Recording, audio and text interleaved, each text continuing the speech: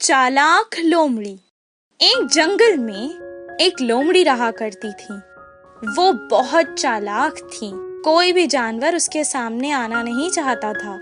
पहले मैं बहुत आसानी से किसी का भी शिकार कर उसे खा लेती थी, पर अब ऐसा लगता है जैसे इस जंगल में जानवर ही नहीं है। पता नहीं सब जानवर कहाँ चले गए हैं। वो कुछ ना कुछ खाकर अपना गुजारा कर रही थी। वो बहुत कमजोर हो गई थी। एक दिन सामने से एक बिल्ली आई और उसे वो कहने लगी, कैसे हो दोस्त? तुम्हें दिखाई नहीं देता क्या? मैं कितनी कमजोर हो गई हूँ, देखो मुझे ठीक से चला भी नहीं जा रहा।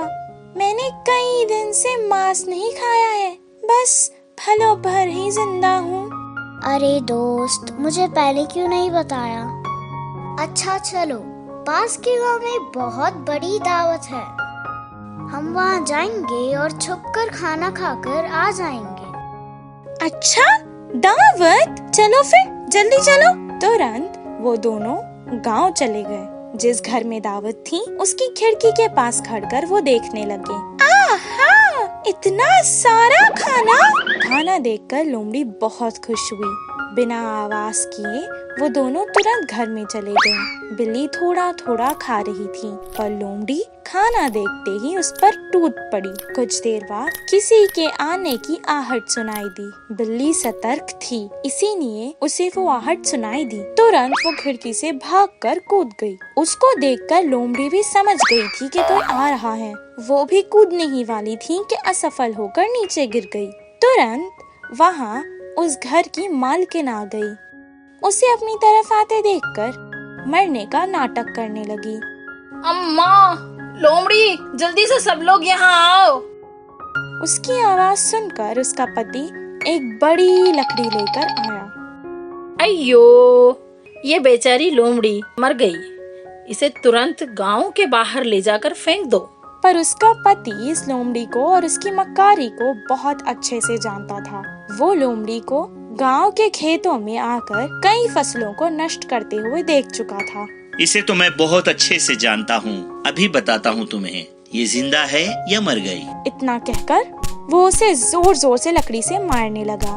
कुछ देर तक वो इन मारों को सहती रही, पर अब और नहीं कहकर वो तुरंत खिड़की से कूद गए और जंगल की ओर भाग गई। इस कहानी से हमें ये शिक्षा मिलती है कि अपने पास जो है उसी में खुश रहना चाहिए। बंदर के बच्चे का सवाल। एक जंगल में एक बंदर का बच्चा रहता था। वह हर समय जंगल में घूमते हुए सब जानवरों को देखता है। तरह तरह के पक्षियाँ जानवरों को देखते ही एक एक अलग अलग से क्यों है, ऐसे प्रश्न उसके मन में उठते थे। पता नहीं क्यों इस जंगल में सारे पक्षियाँ जानवर एक जैसे नहीं है। एक को पूछो तो दूसरे को बड़ी पंख है। एक जमीन पर भागता है तो दूसरा पानी में तैरता है और एक हवा में उड़ता है। ऐसे क्यों, कुछ समझ में नहीं आ रहा। कोई भी माँ को पहले गुरु मानते हैं ना। मेरे सारे संदेह प्रश्न माँ से जान लूंगी, बोल के माँ के पास गया। माँ, मेरे मन में कुछ संदेह प्रश्न है, उन्हें आप जवाब दोगे? हाँ, बिल्कुल दूंगी। पूछो बेटा। उस जंगल में सब अलग अलग है, ऐसे हमें इतने लंबे पूछ क्यों है? अच्छा, तो यही है तुम्हारे संदेह।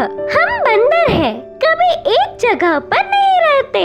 एक पेड़ के ऊपर से दूसरे पेड़ पे उछलते रहते हैं। हमारे पूंछ से पेड़ के डाल को मजबूती से पकड़कर बड़े पेड़ों को पार करते हैं। उतना ही नहीं, हमारे पूंछ से शरीर पे उड़ते हुए कीड़ों को भी भगा देते हैं।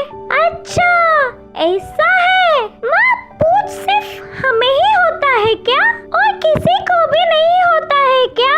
क्यों नहीं, बहुतों को होता है ना। जैसे मछली बहने पूंछ की मदद से ही तैरते हैं। कंगारू काका भागते समय पूंछ को नीचे ना गिरने के लिए मदद के लिए उपयोग करते हैं। अच्छा माँ, तो हाथी की नाक ऐसा क्यों है? तुम्हारे हाथी मित्र के पास जाकर तुम खुद ही पूछ लो ना। बंदर की बच्ची पक्षी उसके मित्र हाथी के पास गया। हे यार, तुम्हारी नाक ऐसी इतनी लंबी क्यों है? अरे रे, इससे नाक नहीं, सूंड कहते हैं।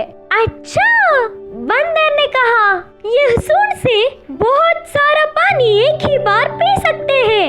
ऐसे ही पेड़ पे से फल आसानी से ले सकता हूँ, बड़े बड़े बार आसानी से उठा लेता हूँ। ये सूंड मुझ पर बहुत अच्छा लगता है।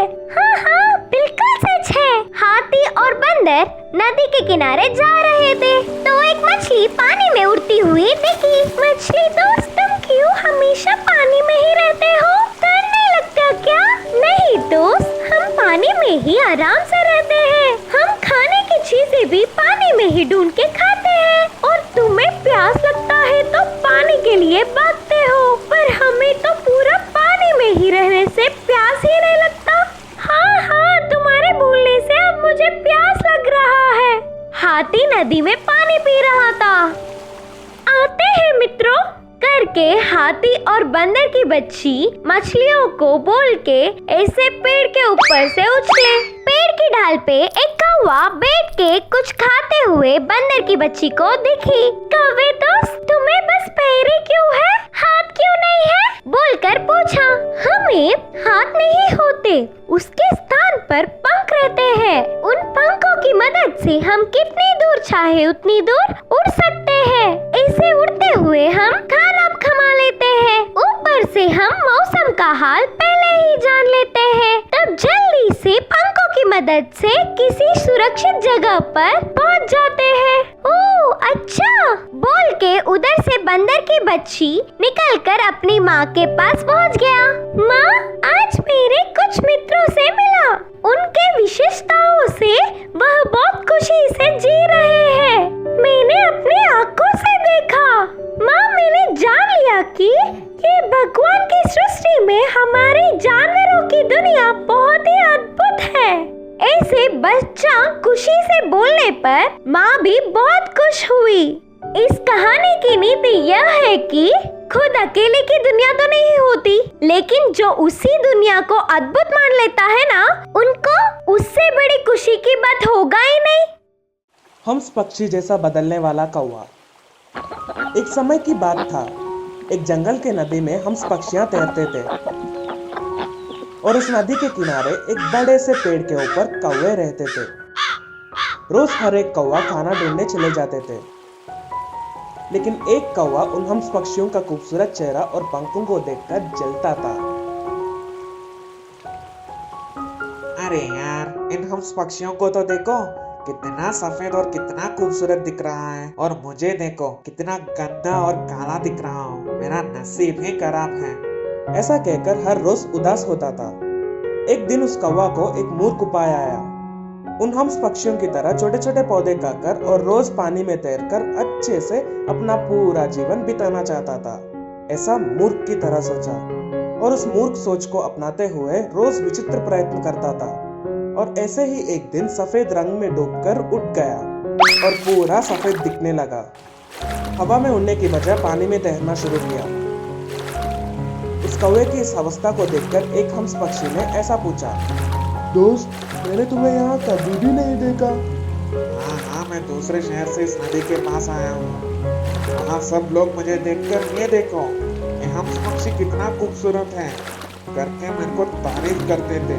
ऐसा उस कौवे ने अपने आप को झूठा तारीफ किया, लेकिन उस कौवा को तैरना नहीं आता था, इसलिए वो कभी कभी उस पानी में डूबकर कष्ट सहता था, और उसको पौधों को खाने की आदत भी नहीं था, इसलिए उन पौधों को वो खा नहीं पाता था। फिर भी उस कौवे ने हंस पक्षी की तरह बदलने के लिए जिद पकड़कर बहुत कष्ट देते हुए प्रयत्न करता था, लेकिन वो हंस पक्षी की तरह कभी भी नहीं बन पाया और उल्टा पूरा शरीर का ताकत खो बैठा और भी कुरूप और बुरा दिखने लगा। उस कौवा के रूप को देखकर हंस पक्षियों ने भी मजाक उड़ाना शुरू किया, और उस कौवे ने भी सबक सीखा कि मैं इतना प्रयत्न करने से भी कुछ भी नहीं मिला, और भी कुरूप और बुरा दिखने लगा, और मेरा ताकत भी पूरा खो बैठा। ये सब करने से कुछ भी नहीं होगा। आदत बदलने से मैं अपना रूप को बदल नहीं सकता, मेरा गलती यही है कि मैं अपने रूप में खुशी नहीं ढूंढ पाया। ऐसा उस कौवे ने सबक सीखकर पानी में 2 बार डूबकर अपने असली रूप में आ गया और उड़ते हुए पेड़ के ऊपर चला गया। इस कहानी का नीति ये है कि दूसरों को देखकर जलने से हमको ही बहुत कष्ट सहना पड़ेगा।